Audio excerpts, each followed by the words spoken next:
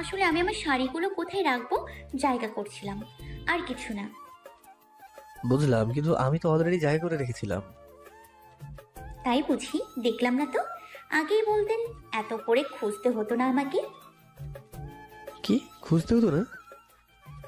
এই ওই যে শাড়ি রাখার জায়গা।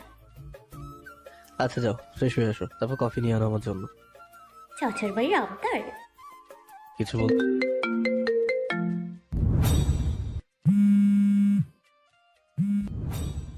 বললে না তো। আমার বাড়ির আবদার শুনেছিলাম, চাচার বাড়ির আবদার এই প্রথমবার শুনলাম।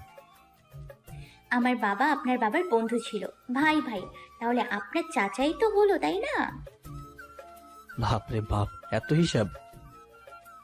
বিছানাটা সম্পূর্ণ বেলি ফুলের মালা দিয়ে সাজানো।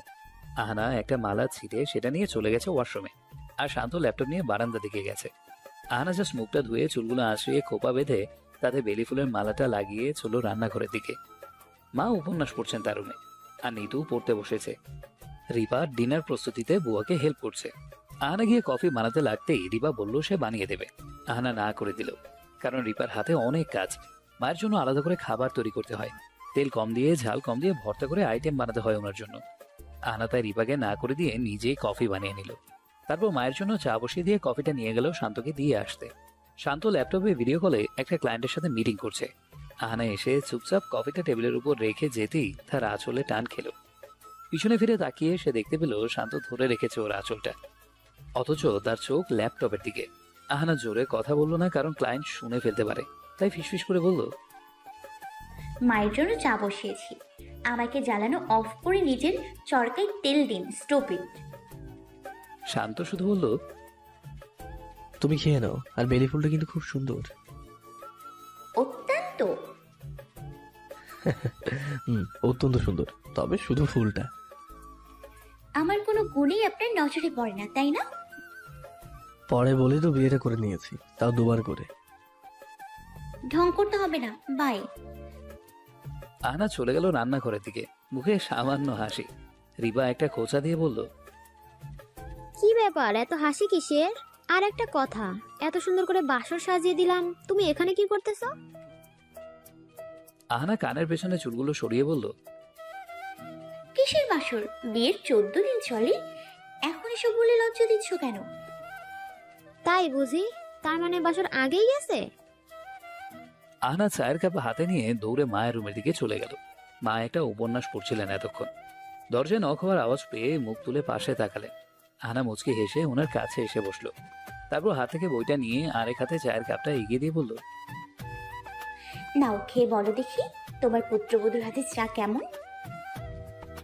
মা এক চুমুক দিয়ে ব্রুটা নাচিয়ে হেসে দিলেন। তারপর আহানার হাত জোড়া ধরে ওকে নিজের দিকে ফেরালেন। চা খাও, ঠান্ডা হয়ে যাবে তো। মা মাথা নাড়িয়ে নিজের হাতের থেকে দুজোড়া বালা খুলে আহানার হাতে পরিয়ে দিলেন। আহানা নিতে চাইল না, কিন্তু মা তাও জোর করে ওর হাতে পরিয়ে দিলেন। আহানা বালাগুলোর দিকে কিছুক্ষণ চেয়ে থাকলো। ওজনে অনেক হালকা, তবে দেখতে ভারী মনে হয়। পুরনো ডিজাইনের, তবে যে কেউ দেখলে পাগল হয়ে যাবে এরকম সুন্দর বালাটা। মা চা পুরোটা শেষ করে আবারও বইটা হাতে নিয়ে পড়তে শুরু করে দিলেন। আহানার কাজ শেষ, তাই সে চায়ের কাপটা নিয়ে চলে গেল। কাপ রেখে এরপর গেল শান্তকে তার হাতের বালা দেখাতে। শান্ত সবেমাত্র তার মিটিং শেষ করে বিছানায় এসে বসেছে। বিছানার উপরের গোলাপের পাপড়ি সরিয়ে টিভি অন করলো সে। আহানা এসে সামনে দাঁড়িয়ে বলল, দেখুন, আমার হাতের বালাগুলো মা দিয়েছে। সুন্দর। সুন্দর মানে? আর কিছু না? আর কি? আহানা গিয়ে শান্তর পাশে দপ করে বসে কিছু বলার আগেই ব্যথা পেয়ে চেঁচিয়ে উঠল। শান্ত ভাবলো আহানা মজা করছে। কিছুক্ষণ ওর সারা শব্দ না পেয়ে পাশে চেয়ে দেখলো আহানা হাত ধরে একবার হাতের দিকে তাকাচ্ছে, আবার বিছানায় ছড়িয়ে ছিটিয়ে থাকা গোলাপের পাপড়িগুলোর দিকে তাকাচ্ছে। শান্ত কিছুই বুঝতে না পারে ঘুরে ওর দিকে ফিরে বসলো। তারপর বলল, কি হয়েছে? আপনার জানার দরকার নেই। ব্যথা পাওয়ার 14 ঘন্টা পর আসে জিজ্ঞেস করতে যে কি হয়েছে। ব্যথা পেয়েছো কি করে? আমি ভালো মজা করছো। ব্যথা নিয়ে মানুষ কেন মজা করবে? বিছানায় গোলাপ একটা ছিল, কাটা সমতে। কথাটা বলে আহানা বিছানা থেকে নেমে চলে গেল। শান্তর মাথার উপর দিয়ে যাচ্ছে সব। তারপর বিছানায় হাত বুলিয়ে একটা গোলাপ পেল, যেটা গোটা, তাও কাটা যুক্ত। ও, তার মানে এটা দিয়ে ব্যথা পেয়েছে। সরাসরি বললেই হয়। আমি তো টিভি দেখছিলাম, আমার এত থেকে খবর আছে, আবার রাগও দেখায়। এই মেয়েটা কি না। আহানা গেস্ট রুমে এসে গাল ফুলিয়ে বিছানার এক কোনায় বসে আছে। শান্ত পুরো বাড়ি খুঁজে ওকে না পেয়ে শেষে গেস্ট রুমে এসে দেখলো আহানা রাগ করে বসে আছে। এত রাগ আসে কই থেকে? হ্যাঁ, শান্ত আহানার হাত ধরে ওলট পালট করলো, কিন্তু কিছুই পেল না। তারপর বলল, কই কারে গেছে? রক্ত মুছে ফেলেছি। আমি মানুষকে দেখানোর জন্য রাখি না, দরকার নেই কারোর কেয়ারের। তুমি হুটহাট এত রাগ করো কেন একটু বলো তো? আমার কি দোষ এইভাবে রাগ করে এই রুমে চলে এসেছো? মা জানতে পারলে কি ভাববে? সেটা আপনার ব্যাপার, আমার না। আমার সাথে ভালো মতন বিহেভ করলে তো আমি এই রুমে চলে আসতাম না, তাই না? বুঝলাম, এই মেয়ে আমার কোলে ওঠার জন্য আর কি কি করবে কে জানে। শান্ত নিজের হাতের কনুই ধরে নেড়ে চেড়ে আহানার কাছে এসে ওকে বিছানা থেকে তুলে নিল। আহানা গাল ফোলানো বাদ দিয়ে এবার দাঁত কেলিয়ে চেয়ে রইল শান্তর মুখের দিকে। শান্ত ভ্রু কুচকে বলল, তুমি এত দুষ্টুমি কি করে করতে পারো বলো তো? আজই বোন জ্বালিয়েছো, বাকি রয়েছে বিয়ে। আমাদের খোকো স্টোরি চ্যানেলের সকল প্রকারের পাওয়ার গল্প দেখতে আমাদের চ্যানেলটি সাবস্ক্রাইব করে বেল আইকনে ক্লিক করুন। বিয়ের পরেরটা। শান্ত আহানাকে নিয়ে রুমের দিকে যাচ্ছে। মা ওতে দেখে মুচকি হেসে চেয়ে রইলেন। রিপা পাশে এসে দাঁড়িয়ে বলল, আহান্না রাগ করেছিল, আর শান্ত স্যার রাগ ভাঙিয়ে এখন মনে হয় নিয়ে যাচ্ছে। মা হাত দিয়ে রিপাকে চুপ থাকতে বলে ওদের দিকে তাকালেন। দুজনেই ওদের একসাথে দেখে অনেক খুশি হলো। তারপর যে যার কাজে চলে গেল। আপনাকে কে বলে আমাকে কোলে তুলতে? তারপর আবার ফুটাও দেন। শান্ত আহানাকে বিছানায় নামিয়ে ও ঠোঁট জোড়ার মাঝখানে আঙুল দিয়ে বলল, চুপ, এখন একদম ঘুমাও। অনেক বেশি দুষ্টুমি হয়েছে তোমার। আর না, আমার মাথা ভারী করে ফেলেছো তুমি। এখন সন্ধ্যা 7টা বাজে, এ সময় ঘুমোবো? তাহলে বসে বসে কার্টুন দেখো, তাও এরকম বাঁধরা মোটা অফ করো। বিছানায় বসে গোলাপের কাঁটা দিয়ে চোট পেলাম, সেটা কি ইচ্ছে করে করেছি আমি? না, সেটা হলে আমি মলম লাগিয়ে দিতাম। বাট তুমি কি করলা? তুমি সোজা রাগ করে গেস্ট রুমের দিকে চলে গেলা। আমার সাথে ভালো বিহেভ না করলে আমি এমনটাই করব, তাও শান্তি আম্মুর সামনে, বলে দিলাম। আম্মু হয়ে গেল তোমার। সবার আগে উনি আমার মা। তো এখন থেকে উনি আমার মা। তুমি অতিরিক্ত করো ইদানিং। আমি তোমার আম্মুর কাছে বিচার দেবো, তখন দেখিও কি হয়। কচু হবে। একটু চুপ থাকো তো প্লিজ। আহানা মুচকি হেসে শান্ত দিকে কিছুক্ষণ চেয়ে থেকে রিমোটটা নিয়ে গোল হয়ে বসলো। তারপর মোটু পাতলো দেখায় গভীর মনোযোগ দিল। শান্ত আহানার ওই হাসি দেখে ঝগড়া বিবাদ এক পাশে রেখে সেও চেয়ে রইল কিছুক্ষণ। মাঝে মাঝে আহানার হাসির কারণ শান্ত বুঝে উঠতে পারে না। ভালোই লাগে তার এই রহস্যমাখা হাসিগুলো। তবে এই হাসি দেখা সে মাঝে মাঝেই পায়, সব সময় না কিন্তু। আহানা কার্টুন দেখছে আর শান্ত গালে হাত দিয়ে সাজানো বাসর ঘরটা দেখছে। পৃথিবীতে হয়তো সেই একমাত্র বর যার বউ কিনা বাসর ঘরে বসে কার্টুন দেখছে। এইটাকে সে সৌভাগ্য বলবে নাকি দুর্ভাগ্য বলবে? আহানা খিলখিল করে হাসে কার্টুন দেখতে দেখতে। শান্ত হাত ভাঁজ করে দেয়ালের সাথে হেলান দিয়ে দাঁড়িয়ে বলল, না, এটা আমার সৌভাগ্যই বটে। শান্ত এবার এগিয়ে এসে বিছানায় বসলো, অথচ আহানা টেরও পায়নি। তার চোখ টিভির দিকে। শান্ত এগিয়ে এসে আহানা দুপাশে দু হাত রাখতেই আহানা কিছুটা চমকে ওর মুখের দিকে তাকালো। শান্ত কিছুই বলল না, শুধু আহানার কপালে একটা চুমু দিয়ে উঠে চলে গেল। আহানা অবাক হয়ে ওর চলে যাওয়া দেখছে। ছেলেটার হলোটা কি? একবার বকে তো একবার কেয়ার করে, একবার ঝগড়া করে তো একবার আদর করে। আসলে সে কি করতে চায় আমি বুঝি না। শান্ত রুম থেকে বেরিয়ে তার সূর্যমুখী ফুলের বাগানটায় এসেছে। ফুলগুলো ঠিকমতো যত্ন নেয় কিনা মালি সে বিষয়ে তদারকি করতে হয় মাঝে মাঝে। বিছানায় তো আহারা নেই, টিভিও অফ দেখছি, তাহলে গেলটা কই? আমি এখানে। শান্ত পিছনে ফিরে দেখলো তার একমাত্র বউ গন্ধরাজ ফুল দুটো নিয়ে মাথায় লাগাতে লাগাতে এদিকে আসছে। কি ব্যাপার? আবার আমার পিছু পিছু চলে এলে? আজ সারাদিনে কি ঝগড়া কম হয়ে গেছিল? না তো, আমি একটু বাগান বিলাস করতে এলাম। বলি, আপনার মাথায় কি বুদ্ধি নেই? বেছে বেছে সূর্যমুখীর বাগান করতে গেলেন কি জন্য? আর ফুল নেই দুনিয়ায়? এটা আমার প্রিয় ফুল। আর রজনীগন্ধা? না না, সেটা প্রিয় না। মায়ের প্রিয় বলেই বাগানটা করা হয়েছে। তোমার সাথে মায়ের পছন্দ অপছন্দ অনেকাংশেই মিলে যায়। তাই তো আমি তার পুত্রবধূ হয়েছি। এখন যাও রুমে, কি শীত পড়েছে, খবর আছে তোমার? আহানা মুখ বাঁকিয়ে চলে যেতে নিতেই হাতের ফোনটা বেজে উঠলো। একটা আননোন নাম্বার। আহনা কৌতূহল বশত রিসিভ করলো। ওপাশ থেকে একটা বয়স্ক লোকের আওয়াজ ভেসে এসেছে। উনি বললেন, আমার আহারা কেমন আছে? আহনা চমকে দাঁড়িয়ে পড়লো। এটা তো মজনু চাচার ভয়েস। আহনা কপালের ঘাম মুছতে মুছতে এদিকে ওদিকে তাকালো, তারপর বলল, ভালো আছি, আপনি? আমি কেমন আছি বা আমাকে তোমার হাজবেন্ড শাহরিয়ার শান্ত কেমন রেখেছে তা তো তুমি খুব ভালো করেই জানো আহানা। আহনা চুপ করে থাকলো। তা সবই তো পেয়ে গেলে, আমাকে ভুলে গেলে কেন? আমি বুঝি সম্পর্কে তোমার কিছুই লাগি না? চাচা, আমি সেটা বলেছি একবারও? সে যাই হোক, একটা কথা শুনে রাখো, এত এত সুখ তোমার আর তোমার মায়ের কপালে ঠিক কতদিন টেকে সেটা আমিও দেখবো, বুঝলে? তোমাদের সেভ করার জন্য যিনি দেয়াল হয়ে দাঁড়িয়েছে না, সে ঠিক কতদিন দাঁড়িয়ে থাকতে পারে আমিও দেখবো। কার চালিয়ে অনেকেই মারা যায়। দেখো আবার, তোমার বাবার একমাত্র বন্ধু মারা গেল, তোমার মা আর তোমার শান্তি আটি বিধবা হলেন। কে জানে বংশের ধারা তুমিও পেয়ে বসো নাকি, তুমিও বিধবা হও নাকি, কে আছে তোমার কপালে কে জানে। কলটা কেটে গেল। আহানা হাত থেকে ফোনটা ছেড়ে দিয়ে পেছনে ফিরে তাকালো। শান্ত সূর্যমুখী ফুল গাছের গোড়ায় মাটি দিচ্ছে বালতি করে এনে। আহানা দৌড়ে সেদিকে গেল। শান্ত বালতিটা নিচে রেখে রেগে রেগে বলল, তুমি এখনো রুমে যাওনি? আবার আসছো কি জন্য? যাও ভেতরে। আহানা কেঁদে দিল। হঠাৎ তারপর শান্তকে শক্ত করে জড়িয়ে ধরলো সে। শান্ত বুঝছে না আহানা কেন এত করে কাঁদছে। আহানা শান্তর গায়ের টি শার্টটা টেনে ধরে ওকে আরো চাপটে ধরলো। আপনি প্লিজ আর কার চালাবেন না কোনোদিন। কারে উঠতেও হবে না। কেন, কি হবে? না, আমি চাই না আপনাকে হারাতে। একবার প্রিয় মানুষের হারিয়ে যাওয়াতে অনেক কষ্টের মুখে পড়তে হয়েছিল আমাকে। আমি আর চাই না, আর সহ্য করার ক্ষমতা আমার নেই। শান্ত, আপনি প্লিজ আর কোনো দিন কার চালাবেন না, আমাকে কথা দিন। এটা কেমন কথা? কি হলো সেটা তো বলো। আরে এভাবে কাঁদছোই বা কেন? আহানা কান্নার জন্য কিছু বলে উঠতে পারছে না। বারবার চোখের সামনে ভাসছে বাবার লাশের সেই মর্মান্তিক ছবিটা।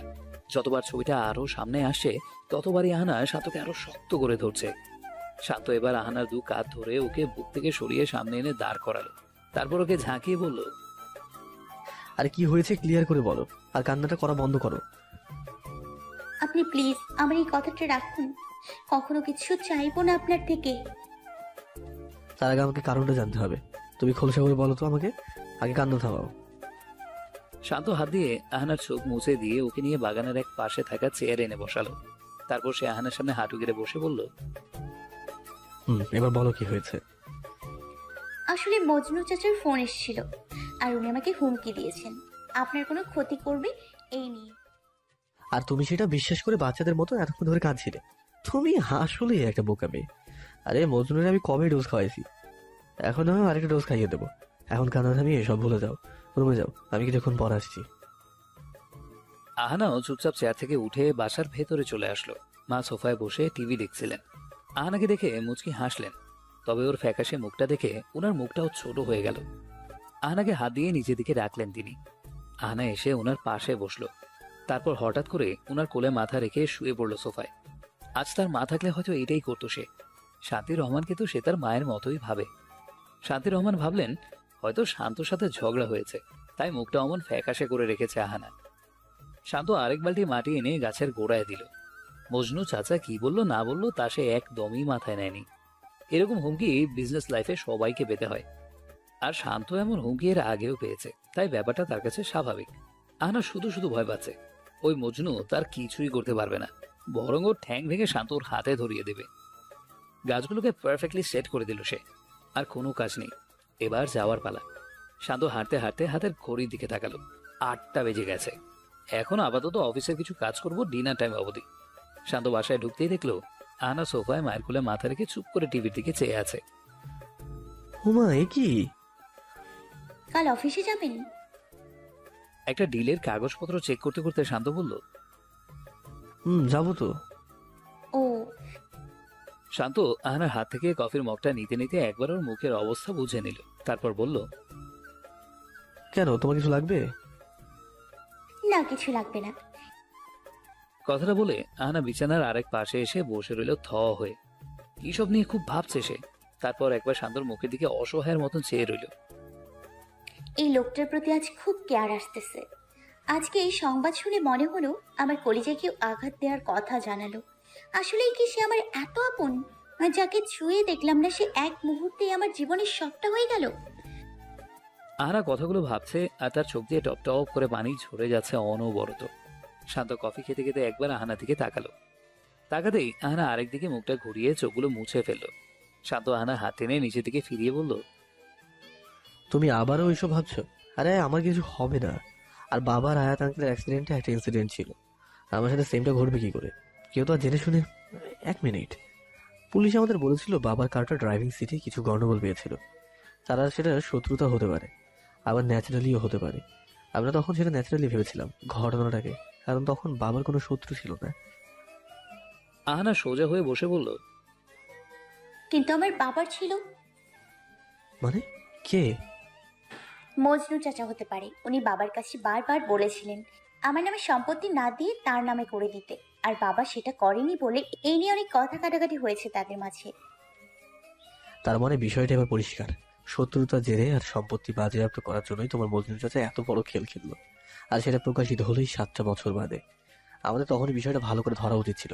কেন যে ধরলাম না আমি? তখন এক হাতে নীলুকে সামলিয়েছি, আর এক হাতে মাকে। মায়ের জবান বন্ধ হয়ে যাওয়া, মা স্থায়ী প্যারালাইজড হয়ে যাওয়া, তোমার লাপাত্তা হয়ে যাওয়া, এইসবের ভিতরে আমার মাথায় একদমই ছিল না যে বাবা আর আয়াত আঙ্কেলের কার অ্যাক্সিডেন্টে মরে যাওয়ার পিছনে তোমার মজনু চাচার হাত থাকতে পারে, বা অন্য কোনো শত্রু। শান্ত মাথার চুলগুলো টানতে টানতে বলল, কেন আমি তখন সঠিক সিদ্ধান্তে আসতে পারলাম না? কেন? আহানা চুপ করে বিছানা থেকে নেমে গিয়ে শান্তি রহমানের রুমের সামনে এসে দাঁড়ালো। উনি বিছানায় শুয়ে আছেন চোখ বন্ধ করে। আহানা রুমটার ভেতরে প্রবেশ করলো। পুরো রুম জুড়ে শান্ত আর তার বাবার ছবি। আহানার মনে হলো তার বাবার শত্রুর জন্য তার বাবা আর রিয়াদ আঙ্কেল মারা গেছে। শুধুমাত্র তার বাবার শত্রুর জন্য শান্তদের পরিবারটা ভেঙে গেল। নিতু তার বাবাকে হারালো। শান্তি আন্টি তার এত সুখের সংসারকে এভাবে কাঁচের মতন ভেঙে যেতে দেখে অবশ হয়ে গেলেন। এই সব কিছুর দায় আহানার পরিবারে। আহানার পরিবারের সাথে শান্তদের পরিবারের যোগাযোগই যদি না থাকতো, আজ শান্তর বাবা অন্তত বেঁচে থাকতেন। ওনার তো কোনো দোষ ছিল না, তার বাবারও দোষ ছিল না, কিন্তু বাবার শত্রু তার সাথে সাথে তার সবচেয়ে প্রিয় বন্ধুটাকেও মেরে ফেলল। আহানার বুকের ভেতরটা জ্বলে যাচ্ছে। শান্তর বাবার হাসি মাখা মুখ আর তার বাবার হাসি মাখা মুখের ছবি চোখের সামনে ভেসে উঠতে দেখে তার আরো কষ্ট হচ্ছে। কেন তারা শাস্তি পেল যেখানে তাদের কোনো দোষ ছিল না? শান্তরও তো দোষ নেই। ও তো ওর বাবার অবর্তমানে আহানা আর ওর মায়ের পাশে ঢাল হয়ে দাঁড়িয়েছে। মজনু চাচা যদি শান্তর কোনো ক্ষতি করে ফেলে, ভাবলো আহানা। আমি তো বেঁচে থাকতে পারবো না। আমি কি করে বাঁচবো? একবার বাবাকে হারিয়েছি, এখন আবার না না না, এটা হতে পারে না। আমি ওনাকে কিছুতেই ওনাকে মরণ বাহনে চড়তে দেব না। ওই কারে তাকে আমি উঠতে দিব না। আমার মা জানতো না তার আশেপাশে আমার শত্রু আছে যে তার সব সুখ কেড়ে নেবে, কিন্তু আমি তো জানলাম আজ। না, তাহলে আমি জেনে শুনে এই ভুল করতে পারি না। আহানা পিছিয়ে রুম থেকে বেরিয়ে শান্ত রুমের দিকে যেতে নিতেই থেমে গেল বাইরে থাকা শান্তর কারটা দেখে। তারপরে কারের কাছে এসে দাঁড়ালো সে। বাগান থেকে একটা পেরেক খুঁজে নিয়ে টায়ার পাংচার করে তারপর বাসায় ফিরল আহানা। শান্তকে কোনো মতেই কারে চড়ে অফিস যেতে দেবে না সে। তারপর হঠাৎ মনে হলো তার, যদি অন্য উপায়ে মজনু চাচানের ক্ষতি করার চেষ্টা করে তখন কি করব? শান্ত মিস্টার লোকমানের সাথে কথা বলছে, যিনি 7 বছর আগে শান্তর বাবার কার অ্যাক্সিডেন্টের সময় তদারকি করতে এসেছিলেন, এবং তিনি বলেছিলেন এটা 60% মানুষকৃত মার্ডার হওয়ার সম্ভাবনাময় একটি কেস। মিস্টার লোকমান শান্তর কথা শুনে বললেন, আমি তো আগেই বলেছিলাম এটা একটা অ্যাক্সিডেন্ট ছিল না, এটা একটা মার্ডার কেস ছিল। এখন কি কোনোভাবে কেসটা আবারও খাড়া করা যেতে পারে? কিভাবে? সেই কারটাও তো এখন নেই। আপনার বাবার লাশটাও তো কবর দেওয়া হয়ে গেছে, বিগত 7 বছর হয়ে গেছে। ময়নাতদন্ত একদমই পসিবল না। আপনারা তখনই কঠোরভাবে কেসটা হ্যান্ডেল করলে হয়তোবা কেসটার আসল রহস্য বেরিয়ে আসতো। আমি এখন কি করব? আমার মনে হলো এই বিষয়টা, তাই আমি ফোন করলাম আর কি। আচ্ছা, আমি দেখি কি করা যায়। শান্ত ফোন রেখে পেছনে ফিরতেই দেখলো আহানা হাতে এক গ্লাস পানি নিয়ে দাঁড়িয়ে আছে। তারপর সে এগিয়ে এসে বলল, পুলিশ কি জানালো? ঠিক করে বলতে পারছি না আদৌ কেসটা রিওপেন করা যাবে কিনা। তো হঠাৎ এত খাতিরদারি করছো কেন? হোস্টেরি চ্যানেলের সকল প্রকারের পাওয়ার গল্প দেখতে আমাদের চ্যানেলটি সাবস্ক্রাইব করে বেল আইকনে ক্লিক করুন। শরীর খারাপ নাকি তোমার? আহানা গ্লাসটা শান্তর হাতে দিয়ে বিছানায় বসতে বসতে বলল, না, শরীর খারাপ নয়, তবে মন খারাপ। কারণটা জানি, তাই কিছু বলছি না। কারণ তুমি শুধু শুধু এত চিন্তা করছো। ওই মজনু আমার কিচ্ছু করতে পারবে না, বুঝলে? আপনাকে আমি জিজ্ঞেস করেছি কিছু? চুপচাপ বসে থাকেন এখানে। এশার নামাজ পড়েছেন? গিয়ে পড়ে আসেন। শান্ত গেল নামাজ পড়তে। আহানা শান্ত শোয়ার জায়গাটা পরিষ্কার করে ফেললো। কেন জানি মনের সংশয় হয় ওনাকে হারানোর। আর কখনো ঝগড়া করবো না ওনার সাথে, ভালো মতন চলবো এখন থেকে। আহানা বিছানায় থাকা ফুলগুলোর দিকে চেয়ে আবারও কেঁদে ফেললো। ওনার সাথে এখনো ভালোবাসার মুহূর্তগুলোই কাটালাম না, তার আগে এই দিন দেখতে হচ্ছে আমাকে। শান্ত নামাজ পড়ে এসে দেখলো আহানা বিছানা থেকে ফুল নিয়ে নিয়ে ডাস্টবিনে ফেলছে। এ কি করছো তুমি? এমন করো কেন? কি হলো আবার? কিছু হয়নি তো, ঘুমোবেন তাই বিছানা ক্লিন করছি, আর কিছুই না। শান্ত কাছে এসে আহানার হাত ধরে ওকে আটকালো। আহানা ছলছল চোখে চেয়ে থেকে আবারও শান্তর বুকে মাথা রেখে কেঁদে ফেললো। শান্ত ওর মাথায় হাত বুলাতে বুলাতে বলল, আরে বোকা মেয়ে রে, এতদিন আঁচল কোমরে গুঁজে লড়াই করতো, আর আজ কি না কার না কার হুমকিতে তোমার চোখের পানি থামছে না। আমাকে এতটা ভালোবাসো? আহানা মাথাটা উঁচিয়ে ভ্রু কুঁচকে বলল, কে কে কে কে ভালোবাসে আপনাকে? আমি তো বাসি না। এমনিতে আমার বর আপনি। আপনার কিছু হলে আমি বিধবা হব, তাই কাঁদতেছি। ভালোবাসি কি বললো? আপনাকে ভালোবাসা যায় আজ পর্যন্ত? আপনার প্রেমে পড়ার মতন কোনো আহামরি কিছু করেছেন আপনি? বলতে এসছেন আমি নাকি ওনাকে ভালোবাসি, কচুবাসি। আচ্ছা বাসো তো, ভালো না হোক কচু বাসো, ওটাতেই চলবে। এখন আসো, ডিনার করবে। আহানা চোখের পানি মুছতে মুছতে শান্তর পিছু পিছু আসলো। মা আর নিতু এসে ডাইনিং এ বসেছে। আহানা শান্তর পাশে বসলো আজ, নিজ হাতে সব সার্ভও করে দিচ্ছে। মা তো এসব দেখে মহা খুশি। আর শান্ত, সে তো গালে হাত দিয়ে আহানার বদলে যাওয়া দেখছে। যাক, মজনু চাচা আমার একটা হেল্প তো করলো জীবনে, আর সেটা হলো আমার ধানি লঙ্কা বউকে সে এখন গোলাপজাম বানিয়ে রেখেছে। খালি মিষ্টি আর মিষ্টি, ঝাল তো লাগেই না। তবে ধানি লঙ্কার ফ্লেভারকে মিস করছি অনেক। এখন একটু তেজি হলে ডিনারটা জমতো। কেন জানি সব সুন্দর সুন্দর মনে হচ্ছে আমার। শান্ত টেবিলের নিচ দিয়ে আহানা শাড়ির আঁচল নিয়ে টানতে লাগলো। আহানা ব্যাপারটা বুঝতে পেরেও না বুঝার ভান করে খাচ্ছে আর নিতুর সাথে কথা বলছে। শান্ত যখন দেখলো তার আঁচল টানাতে আহানার বিন্দু মাত্র নড়চড় হলো না, তখন সে আহানার কোমরটা জাপটে ধরে এক চামচ স্যুপ মুখে দিল। আহানা চোখ বড় করে এবার শান্তর দিকে তাকালো। এমনিতেই মন মেজাজ ভালো না, তার উপর একটা সিচুয়েশনে এই লোকটা আমার মেজাজ আরো বিগড়ানোর পেছনে উঠে পড়লে গেছে। হাতের চর একটা খাওয়ার জন্য এমন করতেছে, যা বুঝলাম। মন যাচ্ছে এক চর মেরে সাদা গালটা লাল করে দিতে, কিন্তু না, সামনে আমার শাশুড়ি আর ননদ বসে আছে। এদের সামনে এদের কলিজার টুকটাকে টোকা দিলে আমাকেই বাড়ি ছাড়তে হবে। এরই তো আমি রুমে গিয়ে বোঝাবুঝি আহানা একটু কেয়ার করে, মানে এই না যে তোমার বাদরামিতে চুপ করে থাকবে। এমন মার মারবো না, আর সারা রাত খুব ভালো ঘুম হবে, কারণ কান্নার পরে ঘুমটা ভালোই হয়। এমন মারবো যে কাঁদতে কাঁদতে তুমি ঘুমাই যাবা, মিস্টার আউলা ঝৌলা। শান্ত আর চোখে আহানার দিকে তাকিয়ে যা বুঝলো, আহানা মনে মনে তাকে গিলে খাচ্ছে।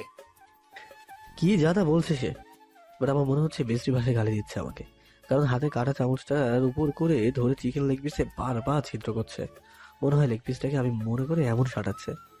রুমে গেলে কি হাল করবে কে জানে। কি এমন করেছি? জাস্ট কোমরই তো ধরেছি।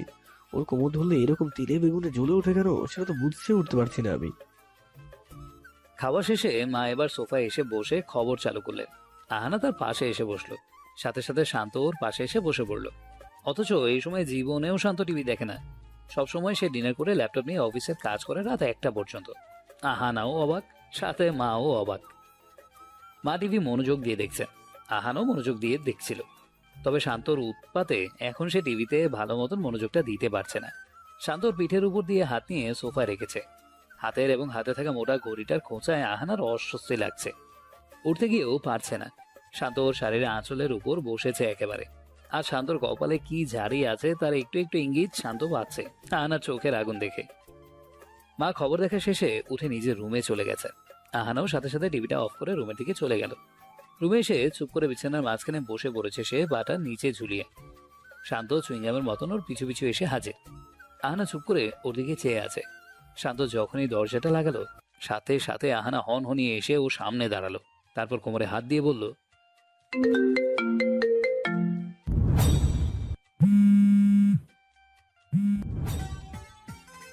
আপনি আমাকে তখন এত ডিস্টার্ব করছিলেন কেন বলুন তো? শান্ত মুখটা নিচু করে আহানার বরাবর নিয়ে বলল, কেন? আমার বউকে ডিস্টার্ব করেছি, তোমার গায়ে লাগছে কেন? কারণ বউটা তো আমি, তাই। তো তুমি যে সারাদিন আমাকে ডিস্টার্ব করো সেটার কি হবে? আমি অন্তত এমন করে ডিস্টার্ব করি না। যাই হোক, বিয়ে 14 দিনের বাসরে দুষ্টামি করলাম, এখন একটু ঘুমাও, যাও। আহানা বিছানায় এসে কাঁথাটা টেনে শুয়ে পড়েছে। শান্ত ওয়াশরুম থেকে মুখটা ধুয়ে এসে দেখলো তার বউ তার কথা মতন খাটের এক কোনায় শুয়েছে এবং ঘুমিয়েও গেছে। শান্ত পা টিপে টিপে বিছানায় উঠে বসলো। তারপর মনোযোগ দিয়ে আহানার মুখের দিকে চেয়ে থাকলো। মেয়েটা আমার অত্যন্ত কিউট একটা বউ, এরে হাতছাড়া করা যাবে না, এরে আগলে রাখতে হবে সবসময়। কথাটা বলে শান্ত আহানার পাশে শুয়ে পড়লো, সাথে আহানাকে কাছে টেনে নিল। পরের দিন সকাল সকাল আহানা যখন চোখ খুললো, সে দেখতে পেল টি শার্টের 3টে বোতাম তার নাকের সাথে বিঁধে আছে, আর ভেতর থেকে হার্টবিট শোনা যাচ্ছে। কিন্তু আসলে সে কোথায় সে এখনো বুঝতে পারছে না। নড়ে চড়ে একটু পেছতেই বুঝতে পারলো সে শান্তর বুকে।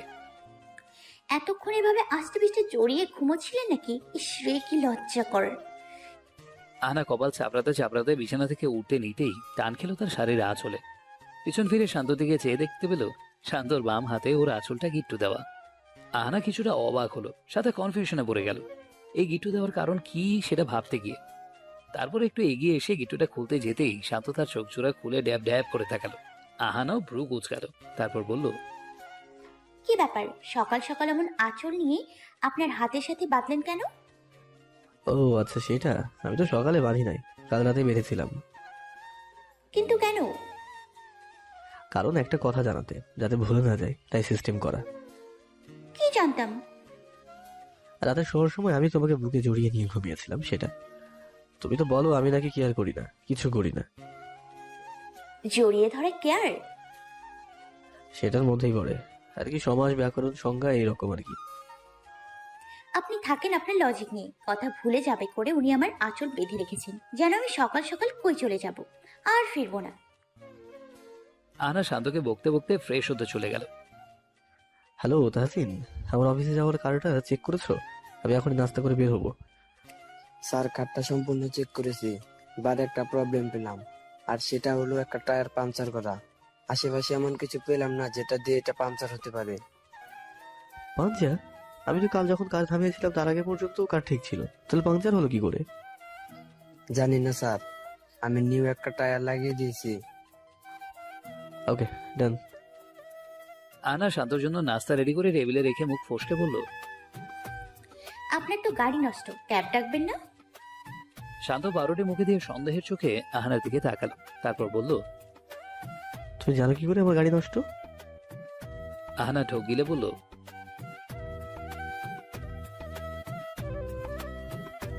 ও নষ্ট না, জাস্ট টায়ার পাংচার হয়েছে, এই আর কি। তাহসিন চেঞ্জ করে দিয়েছে, আমি এখন গাড়ি করে যেতে পারবো, আলাদা ক্যাব ডাকার প্রয়োজন পড়বে না। কথাগুলো শুনে আহানার মনে হলো পায়ের তলার মাটি সরে গেছে। সে কিছুক্ষণ চুপ করে থাকলো হাতে ভাজির বাটি নিয়ে। তারপর বাটিটা শান্ত সামনে রেখে নিচু স্বরে বলল, প্লিজ ক্যাবে করে যান, গাড়ি করে যাইয়েন না। শান্ত উঠে দাঁড়িয়ে টাইটা টানতে টানতে বলল, তাহসিন কার্ডটা সম্পূর্ণ চেক করেছে, I am out of danger. Ahana অনেক মানা করার পরেও শান্ত অফিসে চলে গেল, তাও সেই কারে করে। আহানা তো অনেক টেনশনে আছে, কাল এত কষ্ট করে টায়ারটা পাংচার করলো কিন্তু তাও কোনো লাভ হলো না। আহানা বাসার সামনে দাঁড়িয়ে আনমনে শান্তর জন্য চিন্তা করতে লাগলো। বুকের ভেতরে একটা ভয় কাজ করছে যে শান্তর যদি কিছু হয়ে যায়। শান্ত যে তার সব কথার অবাধ্য এটা সে জানে, তাই তো সে টায়ার পাংচার করে রেখেছিল, কিন্তু তাতেও লাভ হলো না। এত টেনশন নিতে না পেরে আহানা শান্তি রহমানের রুমে এসে হাজির হয়েছে। শান্তি রহমান একটি সাদা কাপড় নিয়ে বসে বসে সেটাতে সুই সুতা দিয়ে ফুলকারি কাজ করছেন। এটা দিয়ে একটা জামা তৈরি করবে নিতুর জন্য। আহানা এসব ব্যাপারে ওনাকে জানাতে চায়নি, কিন্তু তারপরেও এখন এত টেনশনে থাকতে না পেরে ওনাকে জানাতেই হবে। এই ভেবে আহানা শান্তর মায়ের রুমে এলো। চুপচাপ মায়ের পাশে বসে ওনার হাতটা শক্ত করে ধরে সে কিছুক্ষণ চেয়ে রইল ওনার দিকে। মা, আমি তোমাকে কিছু একটা বলতে চাই। এই কথাটা বলার কারণ হচ্ছে শান্ত তোমার কথা শুনে সব সময়, কখনো অবাধ্য হয় না। আশা করি তুমি ব্যাপারটা বুঝবে। যদি ওনাকে একটু বোঝাও তাহলে উনি তোমার কথাটা বোঝার চেষ্টা করবে। শান্তি রহমান হাত নাড়িয়ে জিজ্ঞেস করছেন, কি হয়েছে? আসলে বাবার আর রিয়াদ আঙ্কেলের অ্যাক্সিডেন্টের পেছনে আমার আর শান্ত মনে হচ্ছে আমার চাচা মজনুর হাত আছে। উনি কালকে আমাকে ফোন করে হুমকি দিয়েছেন যে উনি শান্তর কোনো ক্ষতি করতে পারেন। সেটা কারের দ্বারাই বা অন্য কিছু হতে পারে। তারপর থেকে আমি শান্তকে অনেক মানা করেছি, কিন্তু সে আমার কোনো কথাই মানছে না। শেষে সেই কারটাতে করেই অফিসে চলে গেছে। তুমি আজকে উনি অফিস থেকে আসলে ভালো করে বুঝিয়ে দেবে, যাতে কারে করে অফিসে না যায়। দরকার হলে অন্য কোনো যানবাহনে করে যাবে, কিন্তু তাও এই কারে করে যেন আর না যায়। তুমি একটু বুঝিয়ে দিও ওনাকে।